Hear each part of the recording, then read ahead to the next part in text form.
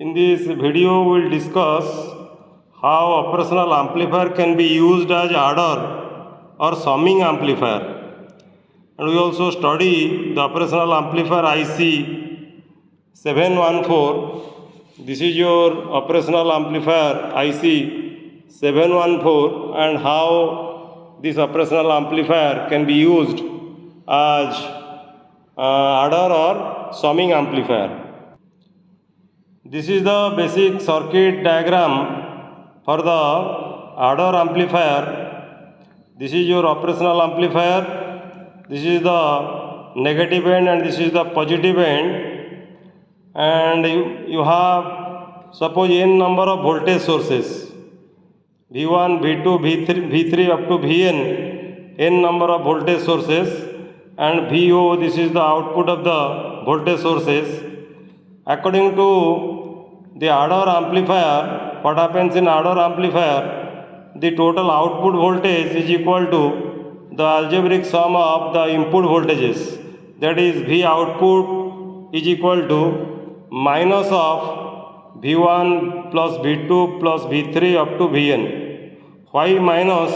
Because in adder circuit you have the connection of the voltage sources to the inverting terminal. I have told you in the previous video, negative terminal is the inverting terminal, and when voltage is supplied to the negative terminal or the inverting terminal, in the output you will get negative voltage. That is why V output in case of adder, V output will be equal to minus of V1 plus V2 plus V3 up to Vn.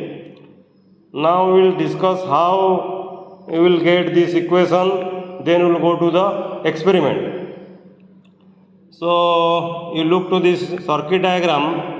In this case, the voltage is given to the inverting terminal, that is the minus terminal. Suppose these are the resistance sources R1, R2 up to Rn, and in this experiment we have taken two voltage sources. This is voltage source 1 and this is voltage source 2, and you can take n number of voltage sources. That means in this experiment you will verify that the output voltage you take from this point, output voltage is equal to the sum of the two input voltages, that is V output is equal to V1 plus V2. And since you have two voltage sources, you will take two resistance sources R1 and R2 and one feedback resistance. Here you will take the feedback resistance, that is the R5.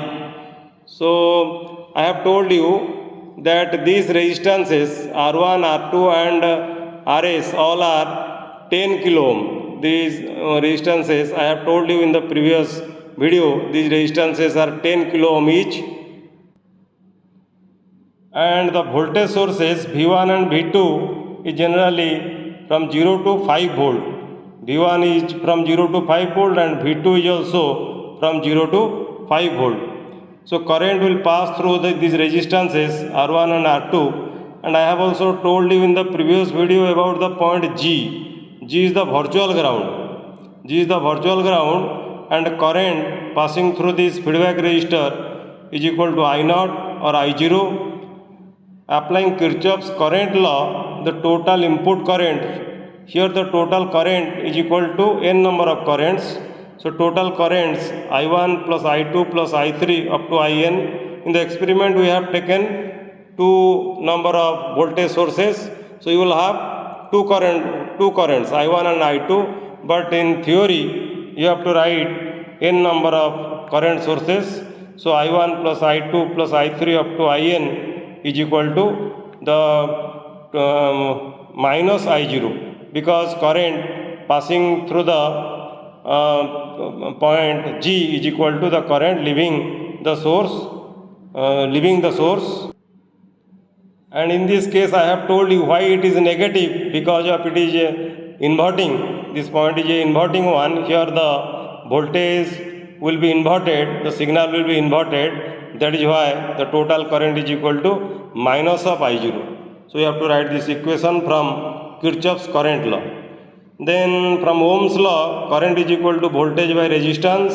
So for I1 you write V1 by R1, for I2 you write V2 by R2, for I3 you write V3 by R3, and for IN you write Vn by Rn. And for I0, that means output current is equal to output voltage divided by the feedback resistance, because the output voltage is through the feedback resistance. Then you can find out the output voltage V0, that is equal to minus Rf divided by R1 into V1 plus Rf divided by R2 into V2 plus Rf divided by R3 into V3. Here you have V3, then Rf divided by Rn into Vn. And if you take all the resistances are same, if R1 is equal to R2 is equal to R3 up to Rn is equal to R, then V0 is equal to minus Rf divided by R and into V1 plus V2 plus V3 up to Vn. If you take the feedback resistor is also equal to R, then this will cancel. So output voltage is equal to minus of the sum of the input voltages. So in Adder amplifier, the output voltage is numerically equal to the input voltages. And in this experiment, we have taken two number of sources. I have told you, one source is V1, another source is V2, and output voltage is V. So V will be equal to V1 plus V2. Now I am showing the circuit connection. This is the output voltage. First output voltage V1, and this is for the resistance R1. You see the resistance R1, and it is connected to the virtual ground. You see this is connected to the virtual ground, and the second source, this is the second source.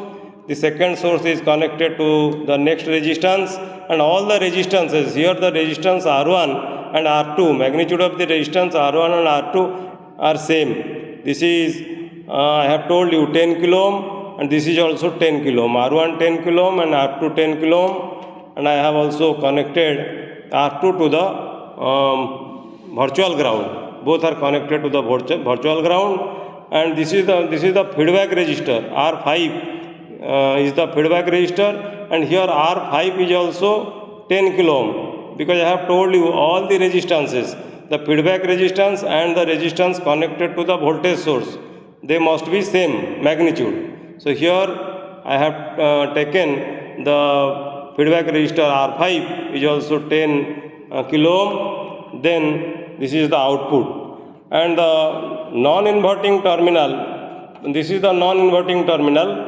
Non-inverting terminal is connected to the ground. I have shown you in the circuit diagram. This is the non-inverting terminal, and the non-inverting terminal is connected to the ground. So this is all about your circuit connection. Then you switch on the circuit. When you switch on the circuit, you see I am making the two inputs 0. This source is from 0 to 5 volt, source 1, or voltage source 1 from 0 to 5 volt, and this voltage source 1 is also from 0 to 5 volt, you see. And when you increase the voltages, suppose here you give 1 volt, here you give 1 volt, the output will be 2 volt. Here you give in voltage source 1 you give 2 volt, here in voltage source 2 you give 2 volt, then output will be 4. Here 3 volt, here 3 volt, then output will be 6. In this way, the final output will be equal to how much? 5 volt plus 5 volt. This will be equal to 10 volt. Suppose I am increasing the input voltage. You see, I am increasing the voltage in the middle, not middle, 2 volt and 2 volt. Okay, the output you see it will be equal to 4 volt. Similarly, when you increase to 5 volt, you see you increase to 5 volt. This also you increase 5 volt. Then the output will be how much? It will be nearly 10 volt.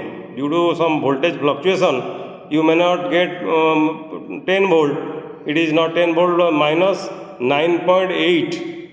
So in this way you can perform the experiment by increasing the potential 1 volt, 1 volt. Here you get minus 2 volt. You will get minus because it is the inverting terminal. In the output, you see this is the output. I have connected the voltmeter to the output. The output is inverting one. That is why you will get negative. The output voltage will be negative. So in the practical, you do a table. You first write V1 in volt, then V2 in volt, then output voltage V0 is equal to V1 plus V2. And you increase the potential V1 1 volt, V2 1 volt, and you will see V0 is equal to 2 volt. Similarly, increase V1 2 volt, V2 2 volt, then you will get V0 or output voltage will be equal to 4 volt like this. So in this way, you can check or study the operational amplifier, that is IC 741, as adder amplifier or summing amplifier.